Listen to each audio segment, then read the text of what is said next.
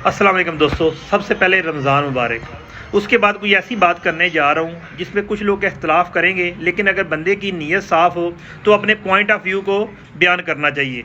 आजकल जगह हर गांव में, हर शहर में मुख्तलिफ जगह पे राशन तकसीम किया जा रहा है। अगर आप गौर से देखें तो राशन इकट्ठा करने वाले वही लोग हैं जो कि आपको रोडों पे मिलेंगे।